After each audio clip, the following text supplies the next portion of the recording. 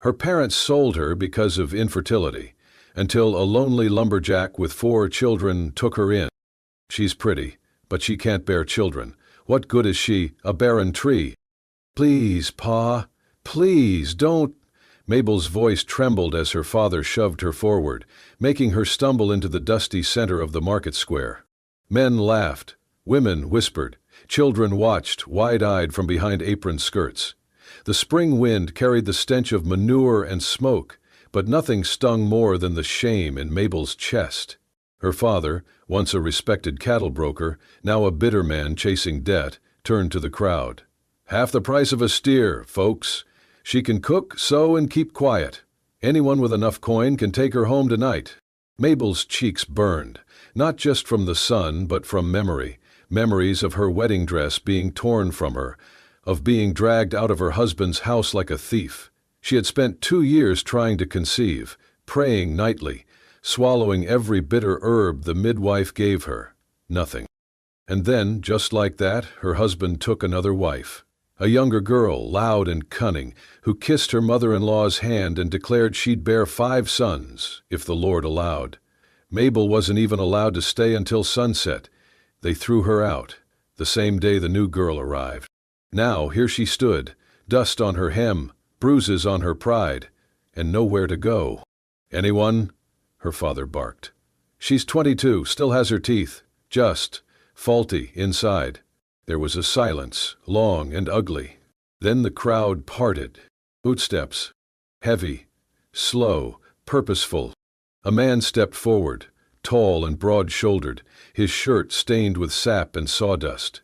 His hat shadowed most of his face, but his jaw was strong, his hands rough from work, and his eyes, when he looked up, were not cruel, just tired.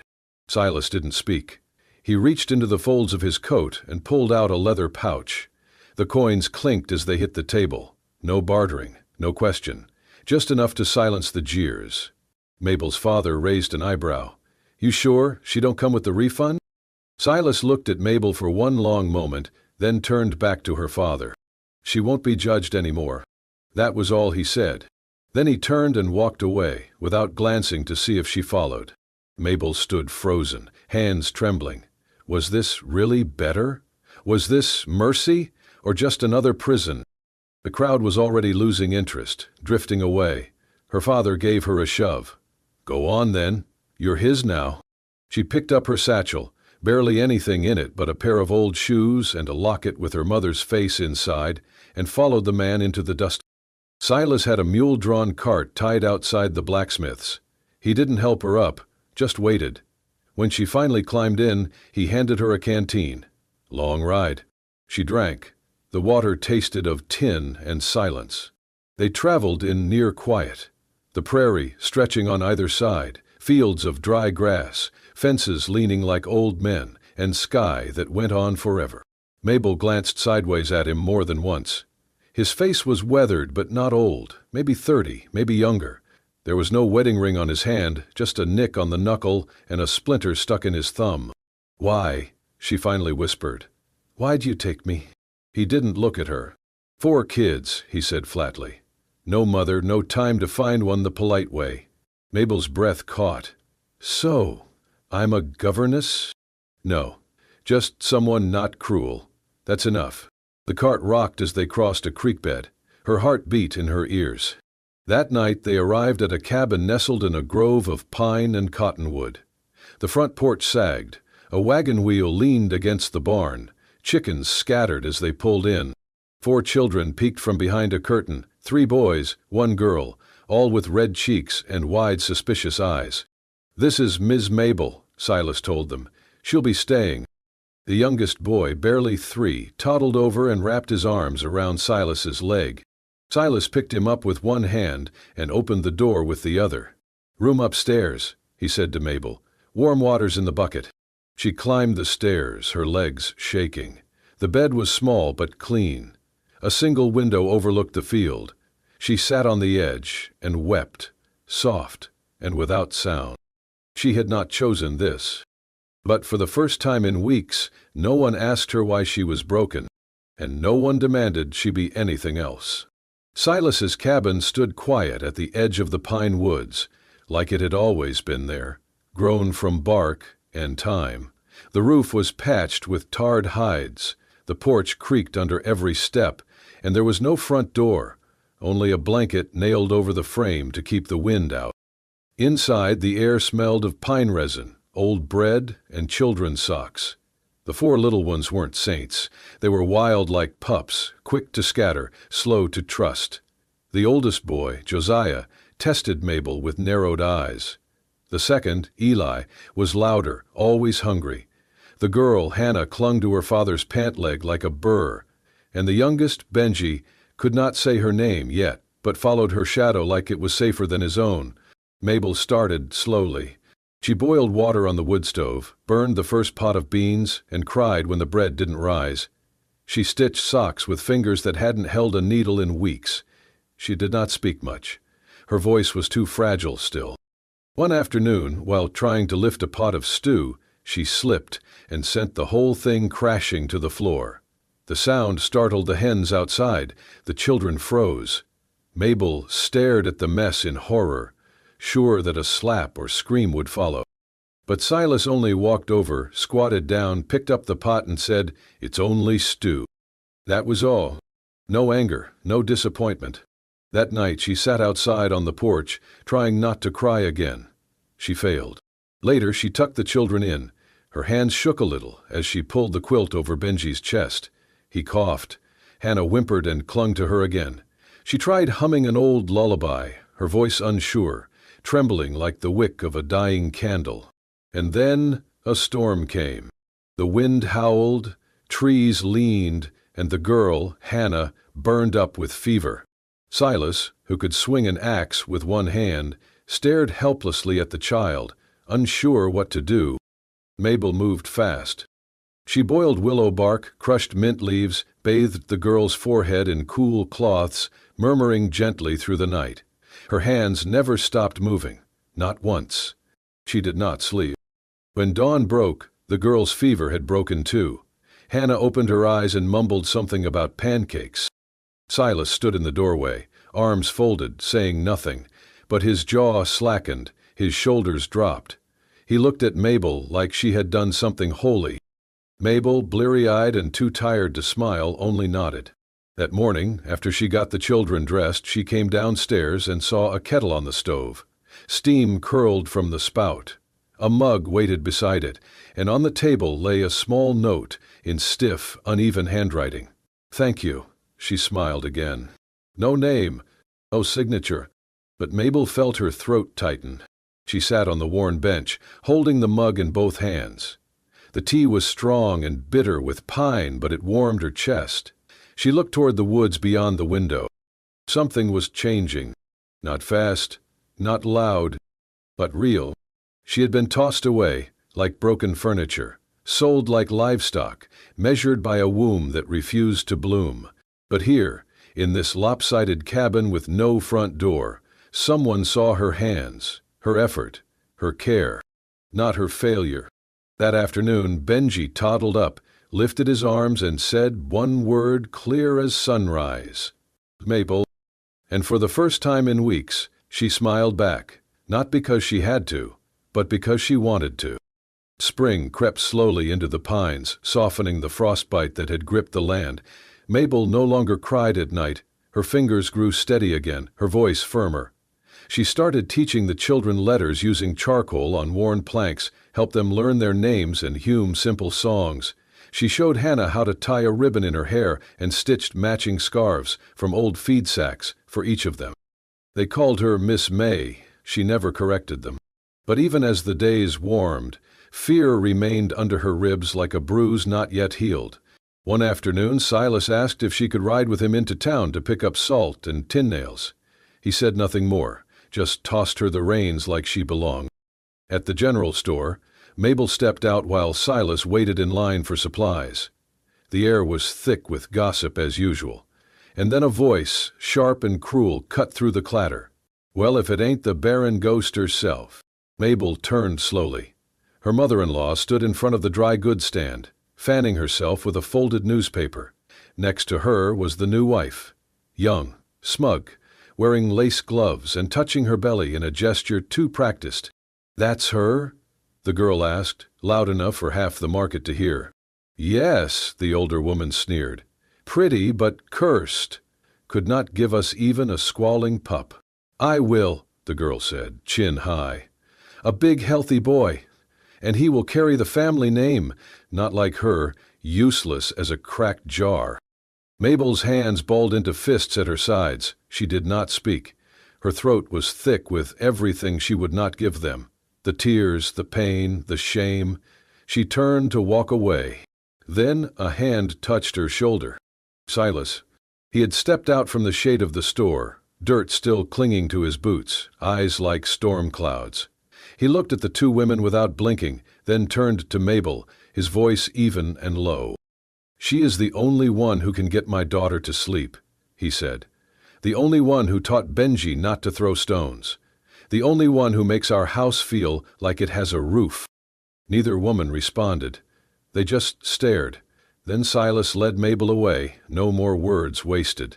Mabel sat quiet the whole wagon ride back.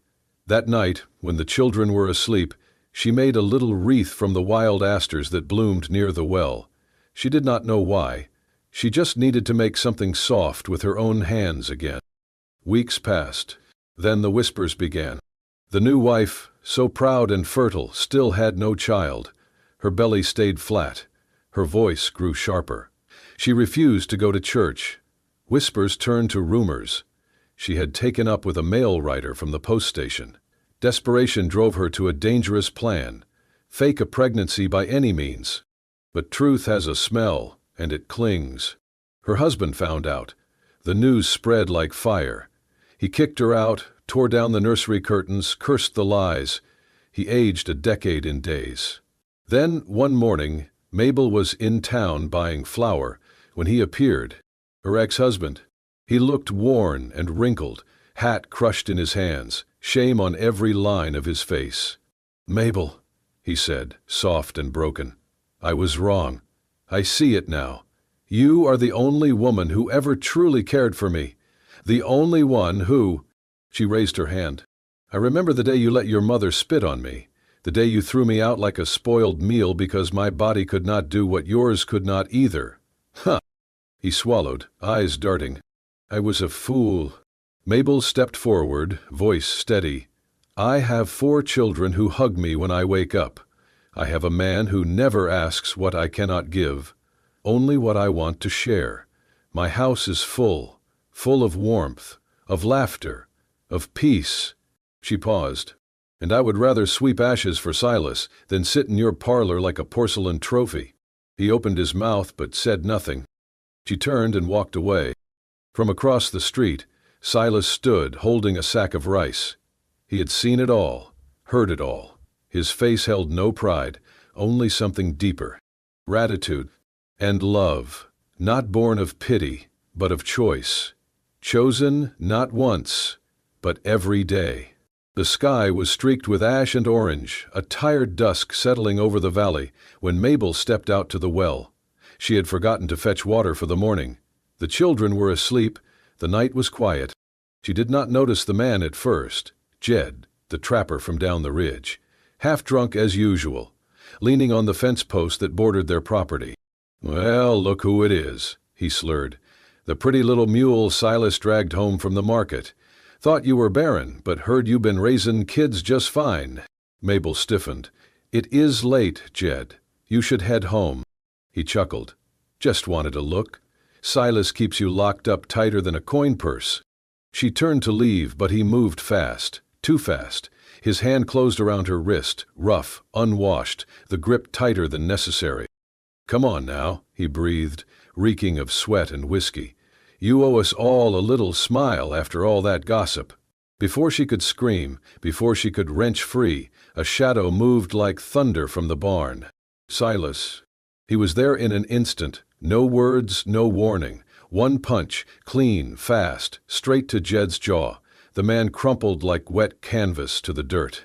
For a moment, all was still. Even the wind seemed to stop. Silas stood over him, chest heaving. Blood trickled from his knuckles. Mabel stared, heart pounding, but not from fear. She had never seen Silas raise his voice, let alone his hand. Jed groaned on the ground, but Silas did not look at him. He turned to Mabel instead, eyes dark and wild. "You all right?" he asked, voice low. She nodded, but her eyes were glassy. Her hands trembled. "I'm sorry," she whispered, though she was not sure why. Silas stepped closer, untying the red kerchief from his neck. Gently he reached for her hand, the one Jed had grabbed, and wrapped the cloth around her wrist. "No one touches you," he said. "Not unless I say." His voice was not angry, just firm, final. Then he looked at his own hand, bruised, bleeding, and shook his head. "Damn fool," he muttered, more to himself than her. Back inside, Mabel washed his knuckles. She used boiled water and a clean scrap of muslin. The room was silent but full, of tension, of something unnamed. "You did not have to," she said quietly. He would have left. Silas looked at her, eyes softening. "He should not have grabbed you." She dabbed at the blood. "Still, you do not even like fighting." "I like less seeing someone hurt you." She blinked hard, breath catching. "I cried," she admitted. "But not because I was scared. Because no one's ever stood up for me like that." He said nothing, just looked at her like she was something delicate but not breakable, something worth defending. When she finished, she sat back. He flexed his fingers. "Thank you," she said. Silas shrugged. "I reckon I do not want a world where folks like him think they can talk to you that way." She smiled, small and grateful. Her wrist still ached, but her heart, for the first time in years, felt held. Outside, the stars were sharp and bright. Inside, a man who never raised his voice had finally raised his hand for her. And she, a woman always told she was too little to matter, had been shielded like something precious. It was not love yet, but it was the shape love might take. It was a morning lined with frost, the kind that clung to fence posts and left breath visible. Mabel was kneading dough in the kitchen when the scream rang out across the yard, sharp, high, and unmistakably one of the children. She dropped the bowl, flour flying into the air like snow, and ran barefoot across the packed dirt. Silas's youngest son, Caleb, was crumpled near the woodpile. His leg was twisted awkwardly beneath him, the axe lying nearby, its edge streaked with red. "Oh God," she whispered, dropping to her knees. Silas was already there, his face tight, arms steady as he lifted the boy gently. "Go boil water," he said, voice calm but urgent. "Bring the bandages from the pantry." She ran, her heart hammering, her hands clumsy with haste. When she returned, Silas had laid the boy on the kitchen table, his pants cut open at the thigh. Blood welled from a long, ragged gash. Mabel's hands shook as she pressed the cloth to the wound. Caleb cried out, his face pale. "I know, baby," she whispered, voice cracking. "I know it hurts. Just hold on." Her tears dripped onto the boy's leg as she worked. Her fingers smeared red as she cleaned, wrapped, tied. She prayed with every knot, every whisper. Then, a tiny voice through clenched teeth, "Don't cry, Mama." She froze. The word lingered in the warm, damp air, Mama. Caleb blinked at her, lips trembling. "You make the best biscuits. You sing soft like my real mama used to." Mabel cupped his cheek with a trembling hand, the tears falling freely now. Later, when the boy was resting, his leg elevated, the other children gathered near the fire. One brought her a blanket. Another offered her a carved toy horse. "Papa said you're staying," said the middle child, a freckled girl with a serious brow. "Does that mean you're our mama now?" Mabel could not speak. She only nodded, and they did not need more. From that night on, they called her Mama without prompting. It was not loud, not ceremonious. Just real. A name formed by love, not birth. Silas watched it all in silence. He saw the way she held their hands when they were afraid of the dark, the way she braided hair with care, the way her eyes softened when one of them whispered her name. That night, after the house had gone still, Silas stepped out onto the porch where she sat alone under the stars. He stood there a long time before speaking. "I ain't ever been a good talker, you know that." She looked up. "You say enough." He nodded. "When I put money down at that market, I thought I was giving you a way out. But I never thought I had a right to keep you." Mabel turned, heart thudding. "I figured you'd leave once you had your footing," he continued. "And if that's what you want, I won't stop you. I won't hold you to what started as a sale." She stared at him, every muscle in her body trembling, not from fear, but from something deeper, older, more tender. "I used to think love meant being chosen at first sight," she said softly. "But I've learned something better, being chosen again. After people see who you really are." Silas's jaw tightened. "If you're not sending me away," she added, "then I'm not going." The porch creaked beneath her as she stepped toward him, took his calloused hand. "I may not have made these children," she said, "but they made me something I thought I'd never be. And you let me be that without demanding anything in return." He looked at her then, not with desire, not with guilt, but with awe, like she was the one who had rescued him. "I just wanted you safe," he said. "And now I want more than safe," she replied. He pulled her gently into his arms, not as a man claiming a prize, but as a man who had been given a second chance, and was wise enough to hold it gently. Inside, the fire crackled low. Outside, frost crept across the ground. But in between them, warmth grew, a quiet promise built not on blood, but on belonging. The morning sun filtered through the pine trees, golden and soft, as Mabel walked hand in hand with the oldest of Silas's children down the dirt path that led to the one-room schoolhouse. His hand was small but firm in hers, warm with trust. He was 10, bright-eyed, with a defiant smirk that often made her want to both scold and kiss his forehead. Today, though, he was quiet, maybe nervous. He clutched his reader book like it was a life raft. When they reached the little building, the teacher, a tall, lean man with spectacles too large for his nose, welcomed them inside. "We're just catching up on paperwork," he said politely, flipping through some forms. "I just need to finalize the birth registry, Mom." Mabel nodded, smoothing the boy's collar. "What's your full name, son?" the teacher asked. The boy straightened. "Thomas Jennings." "And your mother's name?" There was a pause. The teacher's pen hovered. Mabel's breath caught. Thomas looked up at her, then back at the teacher, his voice clear and sure. "Mabel Silas." She blinked. Her heart felt like it had been caught mid-beat. "Is that your mother's married name?" the teacher asked, slightly confused. Thomas nodded with a seriousness too old for his age. "That's what we call her." The teacher, perhaps used to complexities in frontier families, simply wrote it down and smiled. "Very well, Mabel Silas it is." Mabel felt the sting behind her eyes long after they stepped back outside.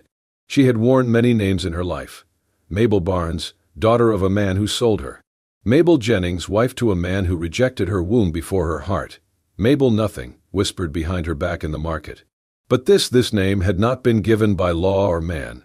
It had been spoken by a child with no reason to lie, no need to flatter. Just truth. When they returned to the cabin, the smell of smoke and pine welcomed them. Silas was at the table, carving something small, a bird maybe. He looked up at her with a soft grunt. "The boy do all right." "He did more than all right," she whispered. Later that evening, as she folded laundry by the fireplace, Silas came over and set something beside her. It was a leather-bound notebook, its pages clean and untouched. He sat down beside her, hands resting on his knees. "I don't got much to offer that ain't covered in sap or dirt," he said slowly, "but I figure, if anyone earned a fresh page, it's you." She opened the book, ran her fingers over the first page. Blank, ready. "I used to dream of starting over," she said, "but I never thought I'd get to write the story myself." Silas nodded. "You write what you want, or nothing. It's yours." She looked at him. "Will you read it?" "Only if you let me." She turned back to the page, held the pen like it was a promise. And slowly, with deliberate strokes, she wrote, "Today is the first day I was loved without having to give birth to anyone." She did not look up as she wrote it. She did not need to, because the warmth at her side, the quiet trust in the cabin, the way Thomas had said her name, all of it was real. When she finished, Silas gently took the pen from her fingers and set it down. He leaned forward, pressing his forehead softly against hers. "Thank you," he murmured. "For what?" "For staying long enough for us to love you right." And in that quiet, fire-warmed room, the woman once sold for less than a cow was reborn, not through law or marriage, but through something deeper, something true. The heat settled over the land like a curse. Rain had not touched the soil in over 7 weeks. The once green edges of Cross Hollow were now brittle and cracked, as if the ground itself had forgotten how to breathe. Trees leaned in silence. The creek behind the house, once lively with frogs and laughter, had thinned to a muddy trickle. Crops withered under the relentless sun. The corn died first, then the beans. Silas did not say much, but his shoulders carried more weight with each passing day. He worked longer, ate less, and came home with dirt in his hair and defeat in his eyes. Mabel watched the children count potatoes like marbles. She heard their stomachs growl at night, though none complained. Even the youngest had learned to be brave when there was nothing left to cry over. But Mabel would not accept silence, not now. She woke before dawn and filled every bucket, pot, and wash basin with water from the deepest well. Then she pulled a scarf over her hair, wrapped her hands in cloth, and marched toward the dead garden. She dug, even when the earth was hard as stone. She broke the dirt open, turned it over, made room for roots, even where life seemed unwelcome. The other workers watched her. Some shook their heads. A few offered to help, but she refused. This was her fight. Every morning she watered the patch. Every evening she checked the soil. When the leaves sagged, she sang old lullabies as she poured water gently at their base. One afternoon, Silas stumbled through the door, face pale, knees buckling. She caught him before he hit the ground. "Just tired," he rasped, waving her off. But she felt the heat on his skin. He burned with fever for 2 nights. Mabel stayed beside him, wiping sweat from his brow, spooning broth into his mouth between fits of coughing. She spoke softly, stories of green hills and warm bread, though her voice trembled with fear. One night, as the wind howled like a ghost against the shutters, Silas turned in his sleep. His hand reached out blindly, and he muttered, "Mabel, do not leave me, not you too." Her breath caught. She leaned down, lips brushing his temple. "I am not going anywhere," she whispered. "Not when I am needed. And here, I am needed." The fever broke by dawn. When he opened his eyes, she was there, hair undone, dirt smudged on her cheek, hands rough from the hoe, but warm as ever. "You look like hell," he croaked. She laughed. "You should see yourself." Outside, the garden was not dead. Not yet. Tiny green shoots had started pushing through, reaching for life. A week later, one of the boys ran in shouting, "May, there's a tomato." Mabel ran out. There it was, red and stubborn, clinging to a vine as if defying the sun itself. Silas followed slowly. He stood beside her, staring at that single fruit. "How?" he asked, voice raw. She looked at him. "You taught me not everything worth keeping comes easy." He glanced down at her blistered hands. Then, without a word, he bent and kissed each knuckle, soft as rain. That night, they shared the tomato between 6 people. It was cut into slivers thinner than coin, but everyone swore it was the best thing they had ever tasted. Later, as the fire crackled low, and the children slept in tangled piles on the floor, Silas reached for her hand. "I do not have much left to give," he said. "The land is failing. My strength fades. All I have is this place, these kids, and you." She turned to him, her smile gentle. "Then that is more than enough. Because before you, I had a name no one wanted to say. Now I have a garden that remembers my hands, children who call me home, and a man who asks me to stay, even in drought." Silas kissed her knuckles again. "You never needed rain to grow something beautiful." And outside, under a sky still waiting to forgive, the garden breathed. Alive, still trying. Just like her. Years passed, but the wind on the hill never changed. It still carried the scent of dry earth, of pine needles baking in the sun, and the faint, stubborn sweetness of mustard greens growing against all odds. Mabel's garden, once a handful of seeds on cracked soil, now stretched wide behind the house. It was not grand or orderly. It bent with the wind, grew in crooked lines, spilled over the rocks and into the path. But it was alive. It was hers. And every morning Silas stood on the porch, hands behind his back, watching her tend it. He never spoke while she worked. He just stood there, quiet as always, as if watching proof that miracles did not need loud voices to bloom. Then one spring, the men came. Government men in clean boots and dustless hats, holding maps and promises. "There will be a railroad," one said, "right through this hill. We will pay good money." Mabel stood silent beside Silas, fingers curled under her apron. "Think of what you could give your children," the man added. "A real home, not just land and stories." Silas looked past them, past the papers and suits and easy smiles to the garden beyond. The plants swayed gently in the breeze. He saw the fence he had built with his own hands. The swing Mabel had hung from the oak tree. The stones marking where the dog had been buried. The carved bench where they had sat that first hard winter. Everything that had ever truly belonged to him stood right there. "No," he said simply. They tried again, but he raised a hand. "I am not moving. This land is not for sale." Later that evening, he and Mabel hammered a wooden sign at the edge of the road. It read, "Not for sale. Someone was once allowed to stay here. That is enough." The news spread through the town. Some mocked him. Others nodded quietly, understanding more than they said. Years went by. Their children married, brought home grandchildren. The house filled with noise and bread baking, and the clatter of small feet. Life carved itself into the hill like roots, deep, steady, unseen from afar, but unshakable. And the garden never died. Even in drought it came back.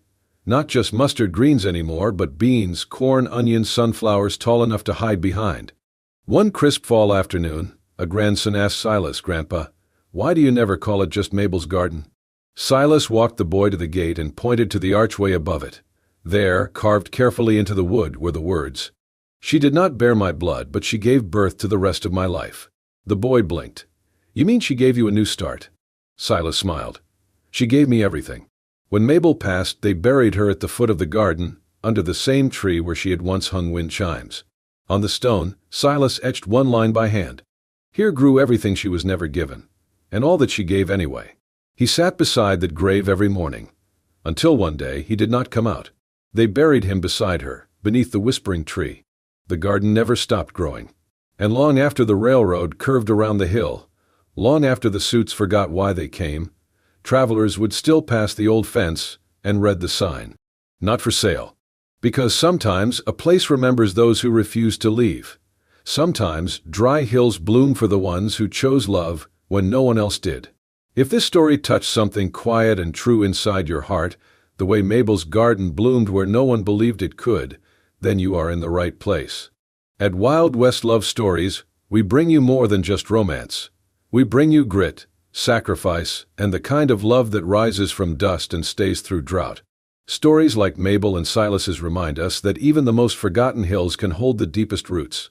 If you want more tales of devotion, defiance, and hard-earned hope, make sure to like, subscribe, and ring that bell so you never miss a single ride into the untamed heart of the American frontier. Because out here, love is never easy, but it is always worth it.